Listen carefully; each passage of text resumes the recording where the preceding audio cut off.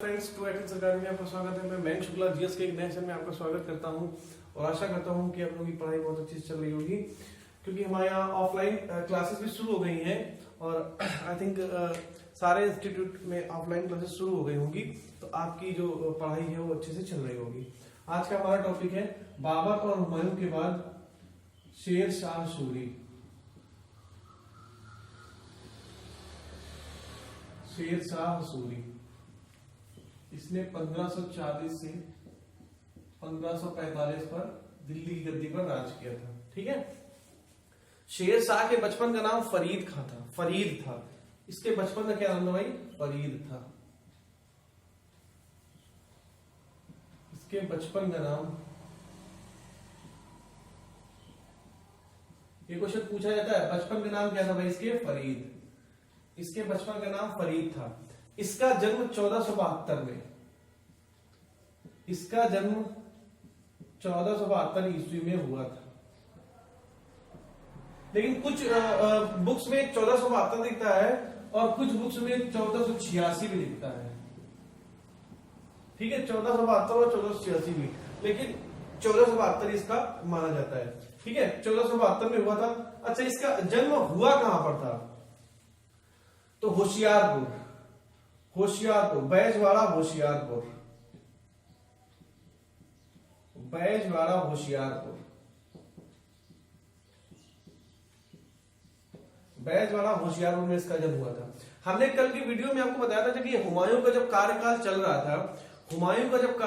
रहा था, तब उस समय में इसके साथ हुमायूं का युद्ध हुआ था 1539 और 1540 में। 1539 और 1540 में हुमायूं का युद्ध हुआ था। उस युद्ध में हुमायूं ने 1539 में जो चौसा का युद्ध हुआ था और 1540 में बिलग्राम का युद्ध हुआ था। उन दोनों में हुमायूं को शेर शाह सूरी ने हरा दिया था। 1540 का जो युद्ध था, 1540 का युद्ध एक निर्णायक युद्ध हुआ था। निर्णायक युद्ध होने का मतलब है कि 1540 के युद्ध के बाद उसने शेर शाह सूरी ने दिल्ली की गद्दी पर बैठ गया था, दिल्ली गद्दी पर शासन कर लिया था। और हुमायूं ने अपनी जान बचाकर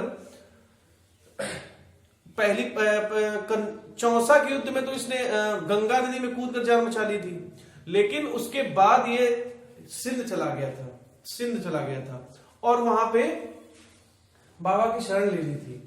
अब उसका कार्यकाल तो खत्म हो गया, अज्ञातवास में चला गया हुमायूं। ठीक है, अब यहां से सूरी वंश शुरू होता है।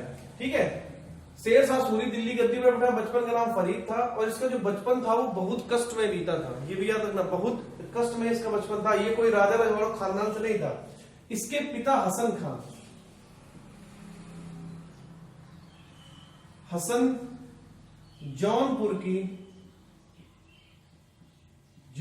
के छोटे से, जो इसके जो पिता थे वो जौनपुर के छोटे से जागीरदार थे।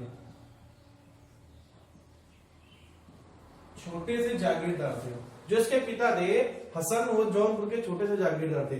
अच्छा, हसन की जो अफगान बीवी थी उससे शेर शाह सूरी का जन्म हुआ था। ठीक है, तो इसके बचपन का नाम फरीद था। 1472 में इसका जन्म हुआ था। ठीक है, होशियारपुर में, 1472 के होशियारपुर में इसका जन्म हुआ था। अब देखो यहां से शुरू होता है कि इसका नाम फरीद था, फरीद से इसका नाम शेर शाह और शेर खां कैसे पड़ा? ठीक है, फरीद से इसका नाम शेर खां और शेर शाह कैसे पड़ा? उस समय दक्षिण बिहार के एक सूबेदार थे,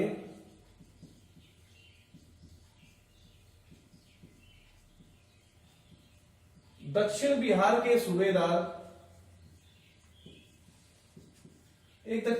सूबेदार थे बहार लोहानी।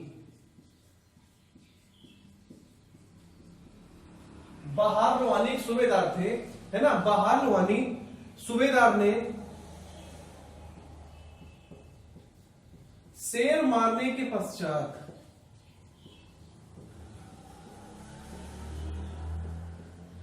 फरीद को शेर खां की उपाधि दी। क्या दिया भाई? शेर खां की उपाधि दी। शेर खां की उपाधि दी। वह अपने पुत्र शेर खां की उसको उपाधि भी दे दी और अपने पुत्र जलाल का संरक्षक नियुक्त किया। अपने पुत्र जलाल का संरक्षक नियुक्त किया। ठीक है बेटा।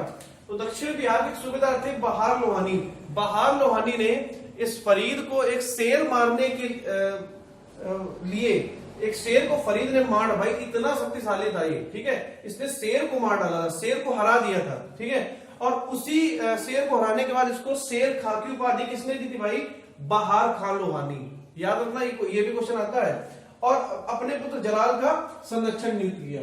अब जब इसको संरक्षक नियुक्त कर दिया गया, तब इसने अफगान की सेना में, जब इसको संरक्षक नियुक्त किया गया और थोड़े दिन बाद ये सेना में भर्ती हो गया, तो ये सेना में भर्ती करने लगा था। मतलब ये खुद अफगानी सेना में बच्चों को भर्ती करता था।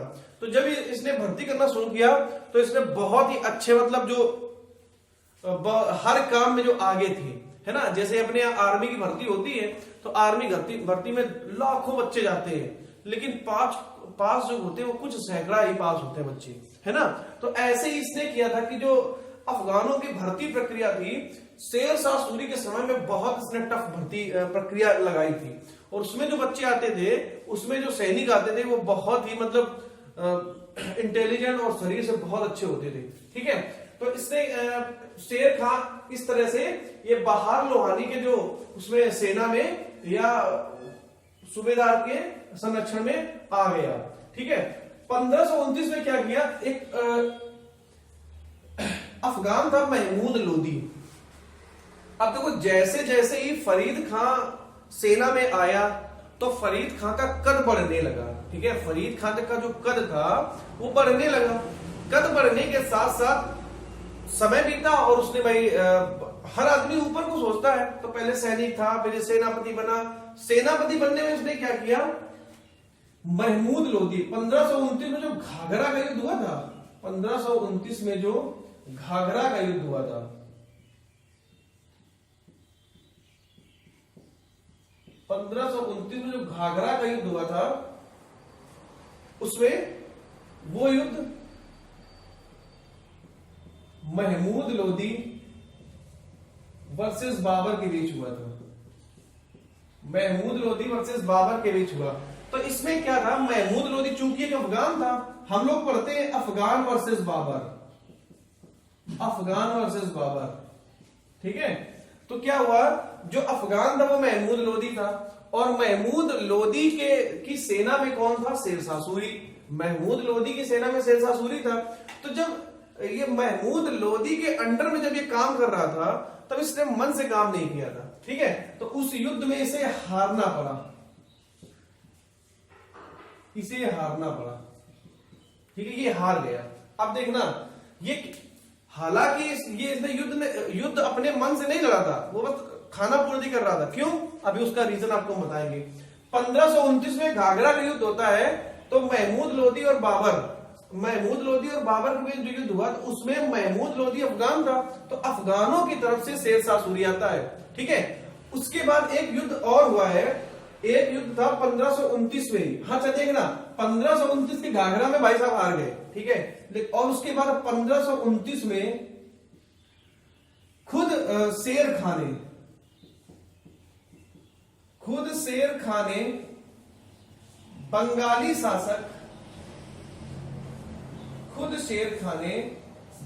शासक नुसरत शाह को पराजित किया।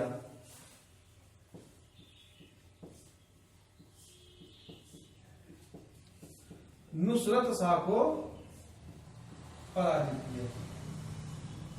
पहले ये बाबर से हार गए, फिर ये अकेला इसने नुसरत शाह को पराजित कर दिया। तो भाई कहने वाले कहते हैं कि यार, जब तुम किसी के साथ में जाते हो तब तुम हार जाते हो, और जब तुम अकेले जाते हो तब तुम जीत जाते हो। ये कौन से भाई, आप ये कैसा प्रोसेस है भाई? हम अकेले किसी से लड़े जाके तो हम भाई जीत जाएंगे, और अगर हम किसी के साथ 4 लोग जाते तो हम हार जाएंगे यार, ये कैसी प्रॉब्लम है? तो देखो प्रॉब्लम कहां थी, प्रॉब्लम ये थी कि जो फरीद था, शेर खां था। अब चूंकि शेर खां को राजा बनने में, मतलब शेर खां को अफगानों का सरदार बनने में बीच का रोड़ा था महमूद लोदी। बीच का रोड़ा था महमूद लोदी। अब भाई चूंकि ये महमूद लोदी को मार तो सकता नहीं है, ठीक है, तो जब क्या करेगा, जब ये क्रिटिसाइज होगा, भाई जब ये बोलेगा महमूद लोदी का बाबर से हार गया लेकिन शेर खां ने उससे जीत हासिल कर ली, तो हम अपना सरदार शेर खां को मानेंगे। ये मतलब ये अफगानों का सरदार बनना चाहता था। कौन? शेर खां। शेर खां अफगानों का सरदार बनना चाहता था, इसीलिए चूंकि अफगानों का सरदार था महमूद लोदी, और महमूद लोदी के अंडर में काम करता था, तो भाई आप उसके अंडर में काम करो तो जो ऑर्डर बोलेगा आपको मानना पड़ेगा, ठीक है। तो जब ये इसके साथ जाता था तो हमेशा हारता था, ठीक है। अभी और हम आपको युद्ध अभी बता रहे आगे, ये हमेशा हारा, लेकिन जब ये इंडिविजुअल गया, अकेला गया, तो हमेशा जीता, ठीक है। तो पॉइंट टू बी नोटेड, ठीक है। तो 1529 में बंगाली शासक नुसरत शाह को ये हरा देता है, और 1529 में ही घाघरा के युद्ध में भाई ये हार जाता है। और हारा क्यों था? क्योंकि इसके साथ में महमूद लोदी अफगान था, और इसके मन में कहीं ना कहीं अफगानों का सरदार बनने की जिद पड़ी थी। अब इसने क्या किया, 1530 में चुनाव पर अधिकार कर लिया। 1530 में चुनार पर अधिकार कर लिया। चुनार पर अधिकार कर लिया। 1530 में चुनार पर अधिकार कर लिया। अब देखो चुनार दुर्ग था, उस पर इसने क्या कर लिया, अधिकार कर लिया। जब 1530 में से चुनार पर अधिकार किया तो वहां का शासक था कौन? ताज खां। वहां का शासक, ये सारे क्वेश्चन पूछे जाते हैं भैया मेरे, वहां का शासक कौन था भाई? ताज खां। ताज खां, ठीक है। अब जब भाई चुनार दुर्ग पर शेर शाह सूरी ने या चुनार दुर्ग पर शेर खां ने आक्रमण किया तो वहां के शासक को मार डाला, ताज खां को मार डाला और चुनार दुर्ग पर अधिकार कर लिया। तब ताज खां की एक विधवा थी, ताज खां की जो पत्नी थी उसका नाम था लाड मलिका। इसका नाम था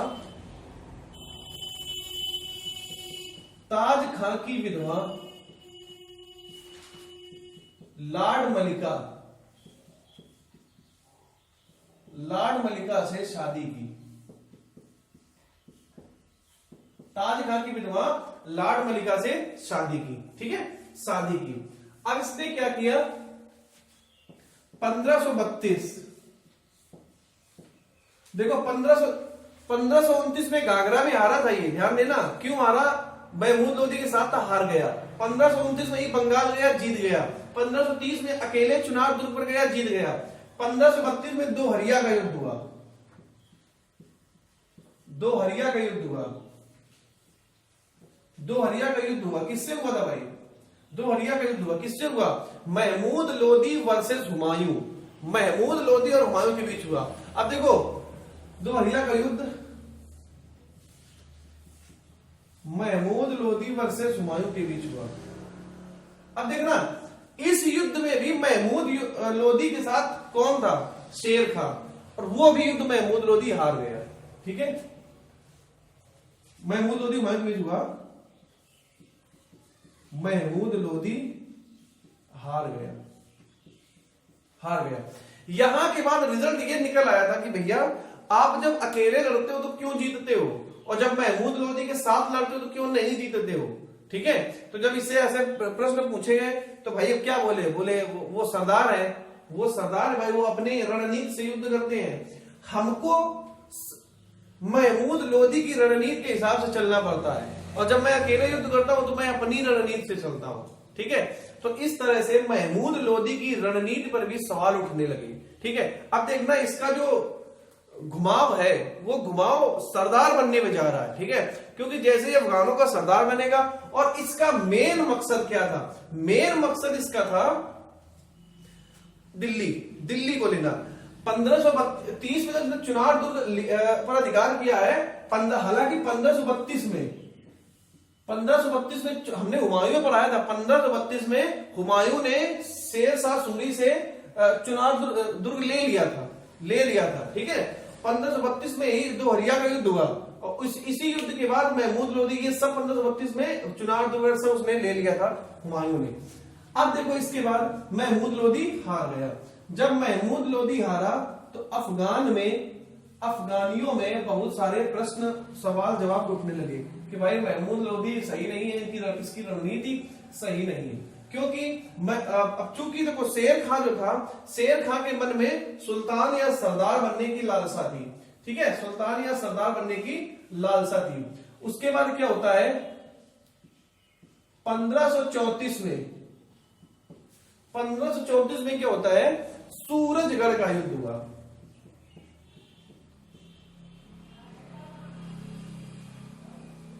1534 में क्या होता भाई, सूरजगढ़ का युद्ध हुआ। सूरजगढ़ का युद्ध किसके बीच हुआ था, महमूद शाह ये बंगाली शासक था, बंगाली शासक वर्सेस शेर खां, ठीक है। इसमें कौन जीता था, शेर खां की विजय हुई। अरे यार देखो फिर से इसने भाई, जब फिर से इसने अकेला युद्ध लड़ा 1534 में, फिर से ये जीत गया। तो इस तरह से देखो 1529 में सबसे पहले इसने घाघरा लड़ा था महमूद लोदी के साथ, घाघरा लड़ा था किसके साथ, महमूद लोदी के साथ, और घाघरा के युद्ध में बाबर से हार गया था। 1529 में इसने बंगाली शासक पर आक्रमण किया, उससे वो जीत गया। उसके बाद 1530 में इसने क्या किया, चुनार दुर्ग पर आक्रमण किया। चुनार दुर्ग पर आक्रमण करने के बाद वहां के जो राजा थे ताज खां को मारकर उनकी विधवा पत्नी लाड मलिका से निकाह किया, लाड मलिका से शादी कर ली।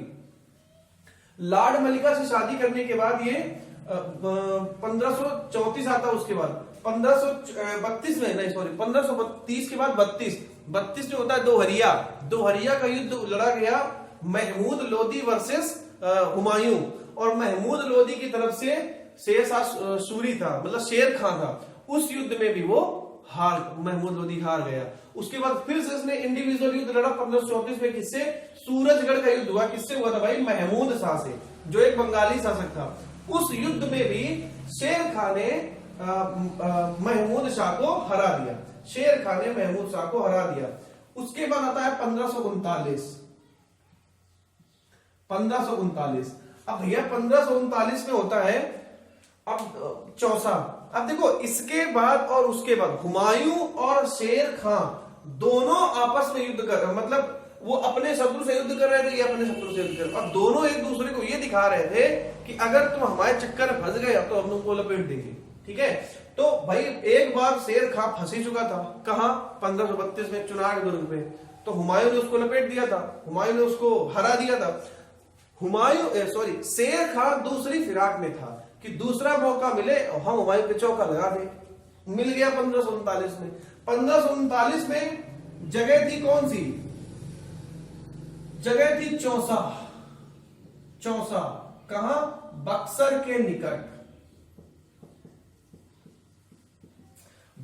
निकट एक जगह थी चौसा। वो बंगाल से लौट रहा था और ये 1538 में जो शेर खां ने जो बहुत ही युद्ध वो अटैक किया था हुमायूं की सेना के ऊपर, तो वहां पे सबको मार डाला था, है ना। और हुमायूं ने उसको जनताबाद घोषित किया था, ठीक है। तो इसके क्रोध में, गुस्से में हुमायूं भी था और शेर खां बंगाल से आ रहा था। तो इसके बाद क्या हुआ, 1539 में ये दोनों मिल जाते हैं चौसा में। अब जब चौसा में मिलते हैं तो चौसा में भैया एक दूसरे को चूसने के लिए भागते हैं, ठीक है। चूसने के लिए भागते हैं मतलब है कि 1539 में शेर शाह वर्सेस हुमायूं के बीच आ गए दोनों योद्धा सामने एक दूसरे को चूसने के लिए, ठीक है। तो चौसा में शेर शाह और हुमायूं के बीच में युद्ध शुरू होता है और रिजल्ट ये निकलता है कि शेर खां जो शेर शाह था वो हुमायूं पर भारी पड़ा, लेकिन इसका रिजल्ट कुछ नहीं निकला था, ठीक है। भारी पड़ा और ये हार गया था और हारने के बाद ये भाग गया था। लेकिन हुमायूं का जो मेन मोटो था दिल्ली, वो इसको नहीं मिला था। चौसा के युद्ध में इसको दिल्ली नहीं मिला था। 1539 में चौसा का युद्ध हुआ था शेरशाह और हुमायूं के बीच। बहुत इंपॉर्टेंट क्वेश्चन है। शेरशाह ने हुमायूं को हरा दिया था और हुमायूं गंगा नदी में कूदकर इसने अपनी जान बचाई थी। काहे में कूदकर? गंगा नदी में। एक बार फिर से गंगा नदी की शरण में चला गया। ठीक है, वैसे भी गंगा मैया भाई पाप को धुलती है। ये इतना बड़ा हुमायूं पापी था। हुमायूं क्या बाबरी पापी था, बना बाबरी मस्जिद बना चला गया। ठीक है, तो शेरशाह जो था, शेरशाह ने इसको हराया और ये गंगा में कूदकर अपनी जान बचाई। लेकिन वही होता ना कि गंगा में कूदा ही भैया, तैरना जानता था कि नहीं जानता था, ये डुबकी खाने लगे। तो एक वहां पे नाविक था कोई, ठीक है, उसने जान बचाई और बाद में हुमायूं ने क्या किया, उस नाविक को या उस तैराक को दिल्ली सल्तनत का एक दिन का सुल्तान बनाया था। दिल्ली सल्तनत का एक दिन का सुल्तान बनाया था। कल की क्लास में हमने आपसे ये बोला था कि 2020 में ऐसा कौन सा देश है, 2020 में अभी हाल ही में ऐसा कौन सा देश है जिसने एक लड़की को अपने यहाँ का एक दिन का प्रधानमंत्री बनाया है। एक लड़की को अपने यहाँ का एक दिन का प्रधानमंत्री बनाया था। हमने याद भी दिलाया था नायक पिक्चर का अनिल कपूर एक दिन का सीएम बना था। तो उसी तर्ज पर एक देश है जिसने एक छोटी सी बच्ची को एक दिन का प्रधानमंत्री, उस देश का नाम है फिनलैंड। ठीक है, याद रखना, बहुत इंपॉर्टेंट क्वेश्चन है, आएगा जरूर। ठीक है, फिनलैंड। फिनलैंड ने अपनी वहां की शारिया मरीन, ठीक है, वहां की एक दिन के बच्ची को एक दिन के लिए पीएम बनाया गया। फिनलैंड है, याद रखना। और फिनलैंड ऐसा एकमात्र देश है जहां पे मेल और फीमेल का इक्वल वेतन है, हाँ, कोई डिफरेंस नहीं है। शेरशाह और हुमायूं पर भारी पड़ा। ठीक है, अच्छा एक क्वेश्चन, अभी हाल ही में ऐसा कौन सा देश है जिसने महिलाओं के लिए 33% आरक्षण शुरू कर दिया है अपने मतलब प्रदेश में? पंजाब। ये भी याद रखो, पंजाब ऐसा राज्य है, पंजाब ऐसा स्टेट है जहां पर महिलाओं को 33% का कोटा पास हो गया है। ठीक है, हालांकि राजस्थान और बिहार में तो 50% हो गया है। शेरशाह और हुमायूं पर भारी पड़ा। हुमायूं ने किसी ने अपनी जान बचाई। उसके बाद आ जाता है 1540। 1539 में हो गया कौन सा? 1539 में हो गया चौसा। 1539 में हुआ चौसा। अब इसके बाद आता है 1540। इसके बाद आता है 1540। इसके बाद आता भैया मेरे 1540। 1540 आता है।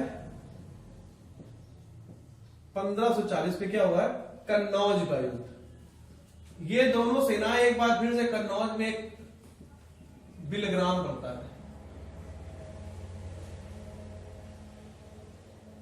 ठीक है, कन्नौज। ठीक है, कन्नौज के युद्ध में कौन कौन फिर सामने आ गया भाई?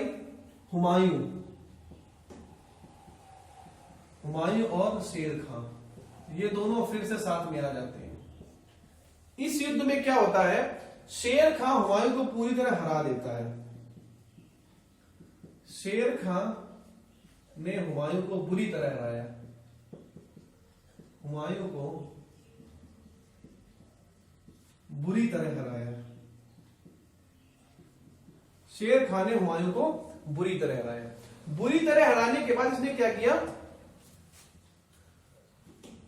हुमायूं निर्वासन में चला गया।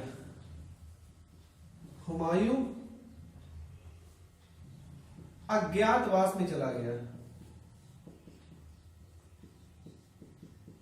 अज्ञातवास में चला गया। कहां? सिंध। हुमायूं अज्ञातवास में सिंध चला गया। अब देखो, सिंध में इनको एक गुरु मिले थे। ठीक है, सिंध में इनको क्या हुआ था?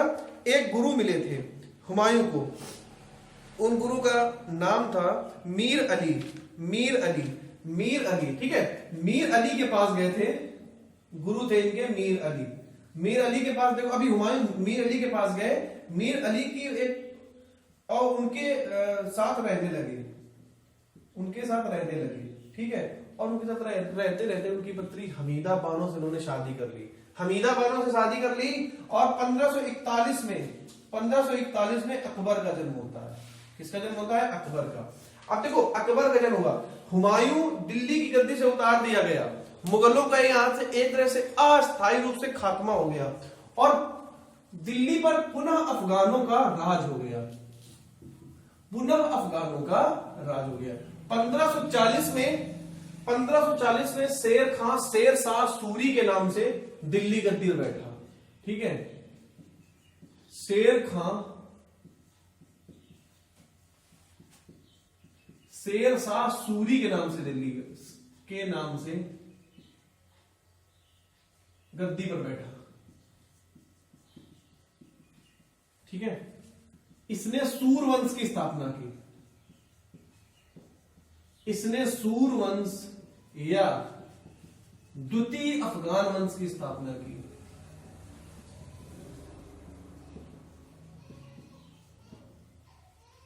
द्वितीय अफगान वंश की स्थापना। अब देखो यहां पे द्वितीय क्यों हुआ, क्योंकि हमने आपको बताया था जो लोधी थे वो लोधी जो बहलोल लोधी था, बहलोल लोधी पहला अफगान था जो दिल्ली गद्दी पर बैठा था। और उसी बहलोल लोधी को बाबर ने हराया। उसने बहलोल लोधी के बाद इब्राहिम लोधी को बाबर ने हराया था। उसी का बदला लिया था शेर शाह सूरी ने। और जैसे ही दिल्ली गद्दी पर बैठा तो उसको एहसास हुआ कि नहीं, हमने अपना काम पूरा कर दिया है।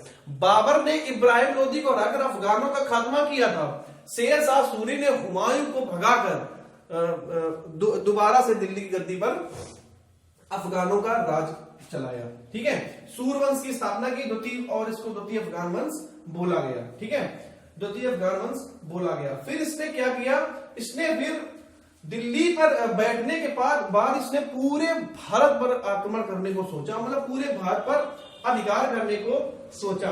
उसके बाद इसने क्या किया, जैसे ही दिल्ली के अंदर बैठा तो उसने उत्तर पश्चिम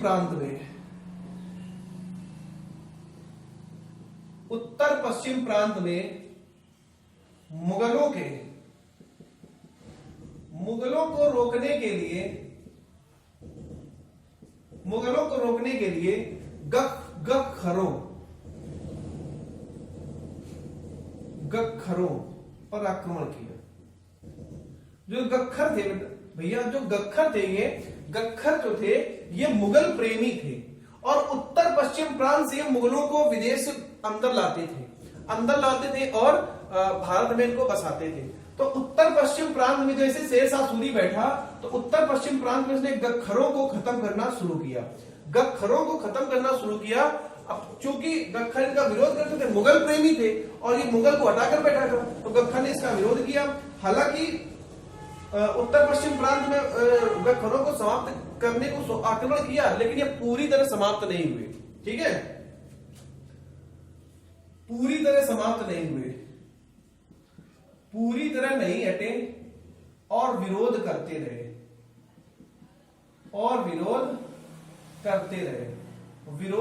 रहे। ठीक है, उसके बाद क्या किया, शेर शाह सूरी ने छोड़ दिया उनको और उत्तर पश्चिम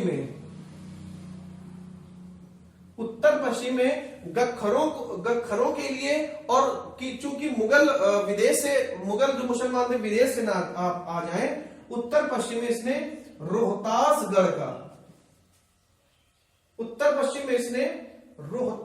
का किला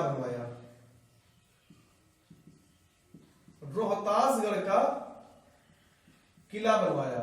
ठीक है, और उस किले में हैवात खां और खवास खां को नियुक्त किया। सीधा क्वेश्चन आता है, रोहतासगढ़ का किला किसने बनवाया था? शेर शाह सूरी ने। क्यों बनवाया था?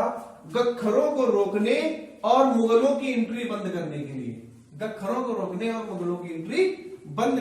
रोहतासगढ़ का किला बनवाया।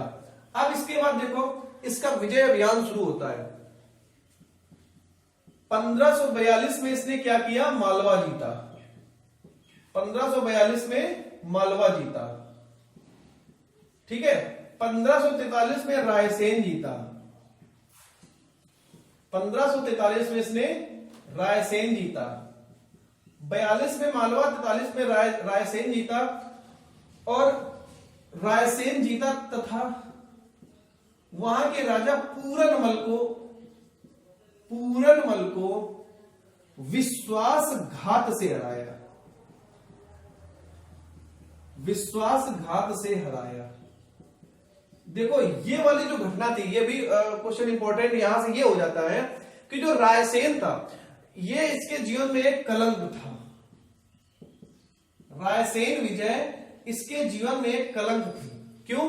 क्योंकि इसने रायसेन के जो राजा पूरनमल थे, रायसेन के राजा पूरनमल को इसने विश्वासघात से हराया था, और विश्वासघात करने के बाद ही रायसेन अभियान शेरशाह सूरी के जीवन का कलंक था। याद रखना, शेरशाह सूरी के जीवन का कलंक कौन सा अभियान था? रायसेन अभियान 1543, जबकि उससे पहले ये मालवा जीत चुका था।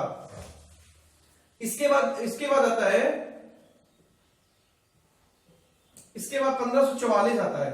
1544 पर, ठीक है, 1544 में इसने क्या किया? मारवाड़ पर अटैक किया, मारवाड़ पर आक्रमण किया, मारवाड़ पर आक्रमण किया। ठीक है, तो मारवाड़ पे जो राजपूत सरदार थे जयता और कुप्पा, बहुत इंपॉर्टेंट है ये, राजपूत सरदार जयता और कुप्पा, जयता और कुप्पा ने अफगानों से लोहा लिया। हालांकि बाद में मारवाड़ को इसने अपने अंडर में ले लिया था, लेकिन जिस तरह से हिटलर ने गोरखाओं के लिए कहा था कि अगर गोरखा रेजिमेंट हमको मिल जाती तो हम पूरे विश्व पर राज कर सकते हैं, उसी तरह से शेरशाह सूरी ने भी मारवाड़ के लिए यही यूज किया था कि अगर मैं इस छोटी सी रियासत के लिए पूरे मैं भारत को छोड़ रहा हूं, कि मतलब मारवाड़ को जीतने के लिए इसको इतना परिश्रम करना पड़ा था कि अभी तक किसी भी सैन्य अभियान में इतना इसने परिश्रम नहीं किया था, या इतनी इसको मेहनत नहीं करनी पड़ी थी जितना मारवाड़ के लिए इसने किया था। इसीलिए इसने क्या किया, आखिरी समय में जितनी भी इसने राजपूतों से जागीर ली थी, राजपूतों से लिए साम्राज्य लौटा दिए। जिन जिन राजपूतों से इसने साम्राज्य छीना था, अपने बाद उनको वापस भी कर दिया, लेकिन मारवाड़ को वापस नहीं किया था। मारवाड़ को वापस नहीं किया था। यह क्वेश्चन बहुत इंपॉर्टेंट है। ठीक है, सब जीता था, सबको दे दिया, लेकिन मारवाड़ नहीं था। क्यों? क्योंकि मारवाड़ को जीतने में इसको नाको चले चबाने पड़े थे।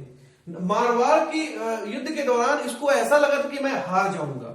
ठीक है, ऐसे से विचार इसके मन में आ रहे थे। ठीक है, तो 1542 में मालवा, 43 में रायसेन, 44 में मारवाड़ जीता। ठीक है, 44 में इसने क्या किया, मारवाड़ जीता। अब देखो भाई, इसका सैन्य अभियान चल रहा था, जीत चारों तरफ थी। उसके बाद लास्ट में क्या होता है भाई, 1545 में इसने कालिंजर पर अटैक कर दिया। 1545 में कालिंजर पर आक्रमण किया, कालिंजर पर आक्रमण किया। अब देखो, कालिंजर पर आक्रमण किया, विनाश काले विपरीत बुद्धि। ठीक है, कालिंजर पर आक्रमण किया, और आक्रमण देखो, जब कोई युद्ध लड़ा जाता है तो वीरता से लड़ा जाता है। भाई हम तुम्हारे सामने सवाल करेंगे, आमने सामने लड़ो। पता है कालिंजर पर आक्रमण करने का इसका मेन उद्देश्य क्या था? उस समय वहां का राजा था कीरत सिंह, वहां का राजा कीरत सिंह था, वहां का राजा कीरत सिंह था। ठीक है, और कीरत सिंह के महल में या कालिंजर में एक इसके यहां नाचने वाली थी, नाचने वाली के चक्कर में शेरशाह सूरी ने इस पर अटैक कर दिया, आक्रमण कर दिया। लेकिन देखो, पहले इसने शेरशाह सूरी ने कीरत सिंह से कहा कि आपके यहां जो भाई नाचने वाली है उसको हमें सौंप दिया जाए। ठीक है, अब यहां से आप याद करो, अलाउद्दीन खिलजी और पद्मावती, ऐसा ही कुछ था। ठीक है, तो जब शेरशाह सूरी ने कालिंजर के राजा कीरत सिंह से कहा कि आपके यहां वो जो नाचने वाली है उसको हमें सौंप दो, कीरत सिंह ने कहा हम भाई, हम आपको नहीं दे सकते। इसने शेरशाह सूरी ने आंख बंद कर युद्ध कर दिया। वही भाई तोपें वगैरह चल रही थी, उसी तोप में तोप फटने से इसकी मृत्यु हो गई। किसकी मृत्यु हो गई? शेरशाह सूरी की। ठीक है, तो भैया ये देखो, 1540 में आए उसकी मृत्यु हो गई। 1540 में आए और 1545 में निपट गए। 40 में आए, 45 में निपट गए। तो यहां से शेर शाह सूरी का जो टाइम पीरियड था वो खत्म हो जाता है। आपको ऐसे याद रखना है 1542 मालवा, ठीक है, 1542 में इसने मालवा जीता और 1543 में इसने रायसीन जीता। रायसीन के बाद इसने रायसीना जीता और इसके बाद 1544 में मारवाड़ जीता। 1545 में एक कालिंजर अटैक कर रहा था, उसके बाद उसकी मृत्यु हो गई। ठीक है, तो अब नेक्स्ट क्लास में हम लोग का शुरू होगा अकबर। 1541 में अकबर का जन्म हो गया था। 1555 में दोबारा फिर से, इसके बाद 1545 के बाद हुमायूं फिर से एंट्री करेगा। ठीक है, वो हम लोग कल की क्लास में डिस्कस करेंगे। तब तक भाई खुश रहिए, मस्त रहिए, मुस्कुराते रहिए। चैनल को लाइक शेयर सब्सक्राइब जरूर करें।